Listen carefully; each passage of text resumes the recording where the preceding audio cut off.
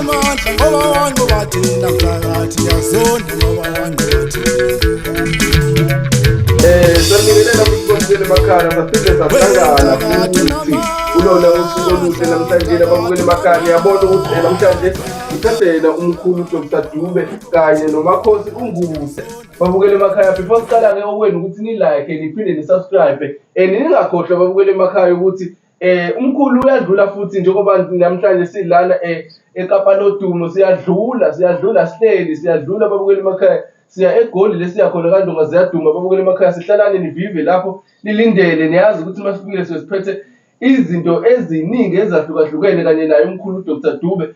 Babukele emakhaya ake ni-like nizosithola laphana u-Aquamarine eGoli, nizosithola lapha ngase-Engine Garage u-Engine 35 babukeli inamba i-house number babukeli ithi 366 ningakhohlwa-ke ithi 366 babukele emakhaya. Ake sibone ngani seniqhamuka senziqhabuthushu ngoba sobe sinilindele njengoba ziya ngomhla ka4 nje babukeli sobe sesifikile. Ake sibabingelele-ke babukele emakhaya yena umkhulu naye uMakhosi siphinde sibamukele ohlelweni lamkhulu Dr. Dube TV. Sanibingelela sanamukela futhi nani mkhulu ninjani? Hayi siyaphila. Yebo. Sizake sizwe futhi umkhulu ukuthi yini le nisiphathele yona khona la eKapa lodumo njengoba nidume kangaka nje khona le ndaweni umkhulu ukuthi nisiphatheleni. Sanibonani-ke balaleli. Nginibikele futhi hayi ngisekhona la endaweni yase Cape Town. Yebo. Ngizohamba kusasa ngomhla ka-3.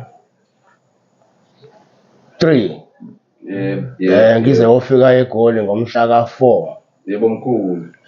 Ngase-Engine Garage Extension 35. Yebo mkhulu. Njengokujwayelekile-ke njalo nje eGoli yiyona ngihambela bese kuthi la eCape Town-ke uma ngiqala-ke ukufika khona uqala ukusebenzela khona. Yebo mkhulu. Ngiyiphethe iy'nto zami zisekhona izona lezi engiyiphethe. Yebo. Nangu ungane zolala kogogo. Yebo.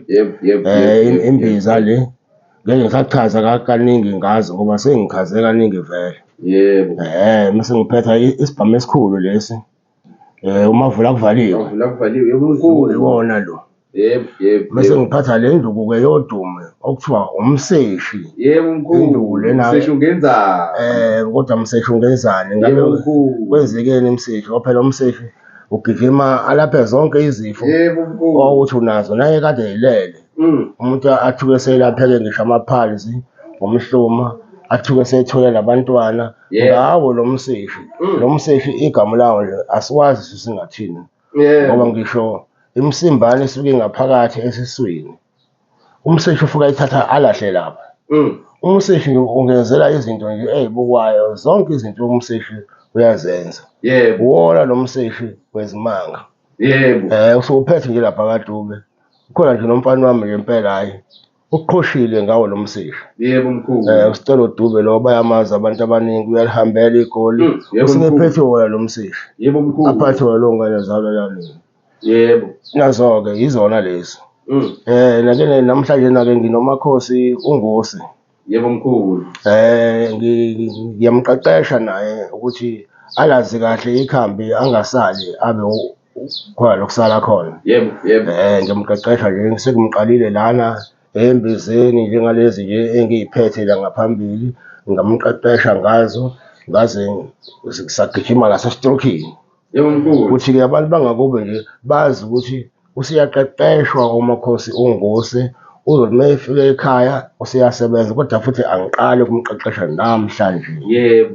Senginesikhashanyana ngimqeqeshile. Yebo. Abangakusabi ukuza kuyena ngoba inhloso kumina ukuthi abantu balapheke basizakale bangaroshwa. Yebo mkhulu. Inhloso yileyo. Ngicela-ke akayikhulumeleke noMakhosi uNguse ukuthi usefundele kangakanani. Yebo mkhulu. Yebo. Yebo mkhulu, ngiyanibingelela abalaleli. NgiMakhosi uNguse njengoba seshilo umkhulu. Yebo. Abantu abaningi bangazi ngegama likaMkambeli, igama ledlozi. Ngisuka eMonfrey kwindawo yasesihlahleni eGodola. Ngilapha eKapa. Yebo. Ngiyahlola Andiqali namhlanje ukudibana nomkhulu. Yebo. Umkhulu uye sendifundele ukhulu, ndafunda le nto ekuthiwa ngumthithi. Sendisuka nakwakhe le eDurban sazaphinda sazohlangana futhi like apha. Yebo. Ngifundisa imithi eminingi ebengingayazi. Yebo. Imithi umuntu angafumani bantwana siyamnceda. Umuntu abantu abafumana unkosikazi inyanga 2-3 bayohlukana, phinde futhi siyakwazi ukuthi simbuyisele umuntu wakhe. Yebo, makhosi. Phinde bahlale kakuhle, kube kuhle nje nalapho kungekho inhlalo enhle enzima, hlale kuxoxwa. Siyakwazi ukuthi apha sishishiye uxolo. Makhosi. Sifunde likhulu kumkhulu, sizofunda likhulu futhi. Yebo. Sizofunda likhulu. Silapha eKapa siyajika kodwa ngomso. Ndiphindela ekhaya ke mna. Ufuna inamba yam ku-071 Yebo. 23 00616. Yebo. Inamba kaWhatsApp ku-064 897 987 Yebo. 5077. Yebo. Ake ngibuze futhi lamakhosi unguse ukuthi umuntu mhlambe onenkinga mhlambe yena-ke ongafuni mhlambe ukulungisela izinto ezifana nalezi ade sizibala njengamanje, mhlambe umuntu ofuna ukubona, ofuna ukuhlola, ofuna ukugulelwa, uyakwazi ukuthi umembulele ayazi na ukuthi kwenzakalani kahle kahle ngempilo yakhe? Yebo bhuti omncane, konke lokho siyakwenza. Yebo. Siyakwenza, siyabhula. Yebo. Yebo. Siyayikhipha imithi oyifuna uyayifumana. Yebo, ngoba abantu bake bakhale lana emakhosi ukuthi bake bathande mhlawumbe ukuthi ubabhulele efonini njoba ey'nkundleni zokuxhumana manjena kusetshenziswe wona amafoni, mase umuntu ekufakela imali yakho ngale mhlambe ebhenki lakho ukwazi ukuthi umsize futhi umuntu ofuna ukusizakala naye umhlolele efonini. Ngikakwazi ke lokho, sisephezu kwako nomkhulu. Kufundisa ukuthi kwazi ukuhlolela umuntu ngefoni. Yebo. Okwamanje angikakwazi. Yebo. Hayi, babukele emakhaya sizwela ukuthi cha namhlanje siyeshubisa futhi yithi-ke nabakhulu amakhosi amakhulu ithina-ke iy'nkunzi iy'khondlakhondla iy'nkunzi ezimalundalunda. Niyazi makhosi ukuthi lana akudlalwa, siphethe futhi omunye umshovo-ke siza ngesimame-ke manje siphethe isandla sesiXhosa sale eKapa lodumo. Niyazibonela umkhulu uDr Dube ukuthi cha akahleli akamile, usaqhubeka uyaqeqesha. Nawe mbukele emakhaya ukuthi unesifiso mhlawumbe sokuthi ukwazi ngebhuku, wazi ngokuningi ukuthi umkhulu akuqeqeshe. Sondela futhi nawe ungahlali kude ubukele kude khona la komabona kude. Sondela uze uyele umkhulu uzokwazi ukuthi akuqeqeshe futhi mase wena ukhokha inkomo phela kamkhulu. Umkhulu uyakwazi futhi ukuthi akusize ey'ntweni eziningi eziyizinto ezifana namabhadi. Angithi mkhulu? Hawu, kunjalo ngoba imizi eminingi amabhadi lawa nechitho. Yebo. Imizi eminingi sokutholakala ukuthi abandla uwakhile ubaba womuzi wakhe.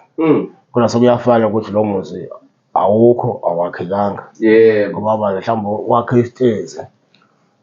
Unkosikazi uselala phezulu esitezi. Ubaba uselala phansi. Yebo. Kumbe mhlambe uselala kusofa ubaba wale ekhaya akasalali embhedeni la. Futhi lo muzi usuphelile lo muzi awukho. Kodwa siyakwazi ukubaxubanisa lo bantu babuye bahlangana kwakheke kahle umuzi, baqale phansi bathandane nje ngendlela. Ngoba phela uthando alipheli. Ukuthi usewumdala kangakanani nokuthi usugogo kangakanani, uthando nje manje nanithandana kahle liyaqhubeka nje.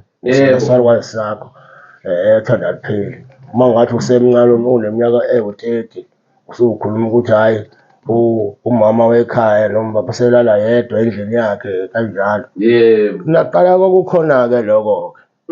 Kodwa amadoda akudala-ke welale endlini ngoba esuke esebenzisa imithi mhlawumbe yokuthakatha engavumelekile ukuthi aye kumuntu wesimame. Yebo mkhulu.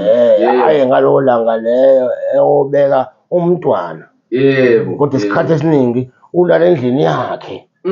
Nemithi yakhe noma ney'nto zakhe ey'thize yabo. Yebo mkhulu. Kodwa ngelinye ilanga uzomvakashela umama esiyobeka nje umntwana engayi njalo eyobeka lo mntwana. Kwakhiwa nothando mkhulu. Lukhona uthando kodwa kukhona into emphoqile ukuthi akangayi njalo Yebo mkhulu. Hhayi lokuthi kuqatshwene. Yebo mkhulu. Ya injalo-ke yebo. Babukeli emakhaya siyayivala-ke manje njengoba nazi ukuthi uyena umbono kaDube lona uyatholakala futhi kwelinye ikhasi lakhe babukeli emakhaya kwezumdabu la ufica zona futhi iy'nkunzi zikwendlelela ziyivula ngaleyona le ndlela lena. Babukeli emakhaya umkhulu-ke uDr Dube kanye noMakhosi uNguse bakubukele emakhaya uManguse. So siyacela ukuthi niliyakhe niphinde nisubscribe niphinde futhi nibafonele kuzona iy'ngcingo zabo lezi abatholakala kuzo sizoyishiya khona ngaphansi inamba yakho Makhosi babukele emakhaya. Oh. Hhayi angaphinda asiphindela Makhosi. Inamba kaMakhosi uNguse ithi 071 Yebo. 23 00616. Yebo. Eka WhatsApp ithi 064 987 5077. Makhosi. Fumana ke lezo namba zombili. Umuntu uma enganifumani sisokoliswa inetwork emakhaya. Yebo. Uzoshiya nje imiyalezo nizomphendula. Yebo Makhosi. Hayi niyazizwela babukele emakhaya bayatholakala ngazo zonke izindlela zokuxhumana. Okwenu ukuthi nizame nje ukuthi nibathinte babukele emakhaya. Sesiyaphuma-ke manjena mkhulu ake sivaleliseni siphume nami weMakhosi uNguse siphume sivalelise babukele emakhaya. Ngobayisa Makhosi.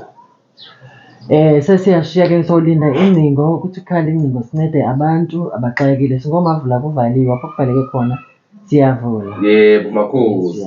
Yebo. Hamba noMantongomane ufamba nje ukukhuphuka uMantongomane.